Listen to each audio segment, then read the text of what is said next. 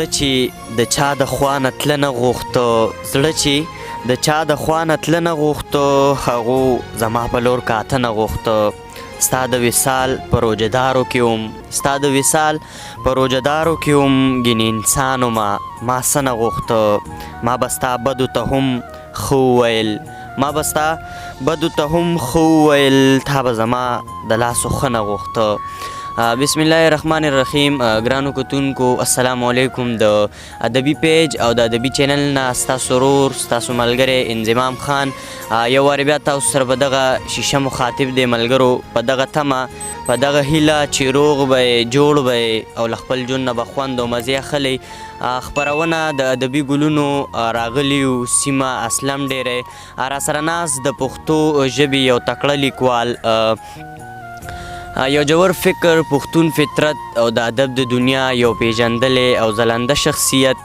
راسره ناستې کوي شوکت نایاب صاحب چې دوی نه مونږ په دې خپل پیج کې یو مرکه مخکې کړې وه په دویمه مرکه کې راغلي وو راسره ناستې کوي ډېر وخت مو نه اخلم راځئ چې په پروګرام کې شوکت نایاب صاحب ته په شریکه هرکلی ووایو شوکت نایاب صاحب په پروګرام کې درته په ډېره مینه هرکلی وایو السلام علیکم وعلیکم سلام ستاسو هم ډېره زیاته مننه کومه انضمام خانه چې خپل چې کوم قیمتي وخت ضایع کوئ او زموږ غوندې داسې کمزورو خلکو پسې زه یو منډې ترړې او تکلیف کوئ نو زه ستاسو ردې چې کومه دی نو ردې خوارۍ او ردې محنت ډېره شکریا ادا کوم ډېره مننه مو کومه ډېره مننه ستاسو هم کوو شوکت نایاب صاحب چې دومره مصروفه ژوند نه مو وخت راوویستو زموږ د پروګرام مقصد ملګرو زموږ مقصد هم دغه دی چې کوم ملګري په پښتو ادب کې شعر لیکي په پښتنو مین وي په دغه پښتنه خاوره مین وي د هغې خوا له ځان رسوو نن راغلي یو شوکت نایاب صاحب خوا له پروګرام کې به د خوندور شعرونه هم اورو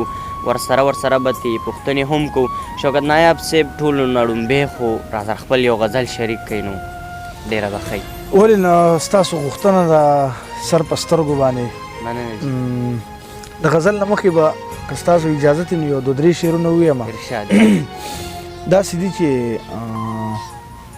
بغیر زما نه یې په بل چا اعتبار نه و بغیر زما نه یې په بل چا اعتبار نه و څه یې په زړه و خو ویلې د وس کار نه و ډېر ښه مننه بغیر زما نه یې په بل چا اعتبار نه و څه یې په زړه و خو ویلې د وس کار نه و او دغه سړی چې دار ته نه ختو نو چېرته به تو دغه سړی چې دار ته نه ختو نو چېرته به تو د دې سړي بغیر د مینې نه بل کار نه و ډېر ښکلی مننه جي او خدایه د چا د سرو سپینو نه کورونه ډکو خدایه د چا د سرو سپینو نه کورونه ډکو د چا بچو له د اختر په ورځ پیزار نه و ډېر ښکلی ډېر اعلی مننه جي او دغه مزاج د عاشقانو پیداوار کړی دی دغه مزاج د عاشقانو پیداوار کړی دی عاشق به چېرته و چې ښکلی جفاکار نه و ډېر ښکلی مننه جي او د غزل مطلب ده چې د مینې دشمنانو جوړ لوستلي دي اوس نشته د مینې دشمنانو جوړ لوستلي دي اوس نشته څو پاڼې د کتاب نه مې شلیدلي دي اوس نشته مننه جي او که زړه په ژړا شین کې مخ سترګې لمدې نشي که زړه په ژړا شین کې مخ سترګې لمدې نشي یو چا مې د لیمو اوښکې څنډلي اوس نشته مننه جي او د ورځې ناقلاره شپه مې ټوله شوګیره وي د ورځې ناقلاره شپه مې ټوله شوګیره وي خوبونه مې په چا پسې بیللي دي اوس نشته مننه جي او جواب یې د رقیب په خوله راکړی جیبه ده جواب یې د رقیب په خوله راکړی جیبه ده ستا واړه تصویرونه مې سیزلي دي اوس نشته مننه جي او زما او د چا مینه څه ناشنا غوندې کردار و زما او د چا مینه څه ناشنا غوندې کردار و نایابه څو خوبونه مې کتلي دي اوس نشته ډېر ښکلی ډېر اعلی شوکت نایاب صاحب ټول نه مخکې راسره په خپل ادبي سفر باندې لږه رڼا واچوئ چې د شعر لیک مو کله نه شروع کړی دی یاره ګرانه بس دا خو چې کومه دی ما مخکې مې ویلي وو که نه چې یاره یو انسان چې پیدا شي نو شاعري که نه خو بیا چې کوم سړی غټ شي او هغې هغه جذبات او احساسات چې کومه دی نو هغه راوپارېږي نو ما په خپله باندې چې کوم دی په غزل باندې داسې تقریبا 2010 یا 2011 نه چې کومه دی ما غزل شروع کړی دی او بس په دې د شاعرۍ په میدان کې راښکاره شوي یم. ټیک ده جي. ملګرو سره دا هم شریک که پښتو ادب کې خو ډېر زیات اصناف دي، بیا تاسو کم صنف ډېر زیات لیکلی؟ یاره جي بس که زه درته دا ووایم چې غزل مې ډېر لیکلی دی او د غزل سره سره چې کوم دی نو نظم مې لیکلی دی او اوس چې کوم دی نو افسانې خواته تللی یم او ډېر زیات خوښ صنف مې دی افسانه. نو تقریبا چې یو 2-3 افسانې مې دغه کړي دي، دا لیکلي دي. ډېره ښه ده جي. ملګرو ادبي ګلونو خپرونه راسره ناست شوکت نایاب صاحب، ولې چې ادبي ګلونه تاسو له داسې ګلونو راوړي چې نه فنا لري او نه خزان، ولې چې ادب لافاني څیز دی. په دغه لړ کې نن راغلي یو د اسلم ډېرې سیمې ته یو تکړه لیکوال لا، یو پښتو ادب یو نامور شاعر لا شوکت نایاب صاحب د غزل اړخ ته به راشو، خپل یو بل غزل هم را سره شریک کوي نو ډېر زیات په خوشحال شو. بل غزل به سره شریک کړم. په ټکولو د زړه ښکلې دروازه ماته کي، په ټکولو د زړه ښکلې دروازه ماته کي، نو سړی څه وکړي مجبوره شي توبه ماته کي. ډېر ښه. مننه. او زما په خیال چې په دې خاوره خوشحالي به راشي، زما په خیال چې په دې خاوره خوشحالي به راشي چې مرغۍ والوځي او هر سړی پنجره ماته کي.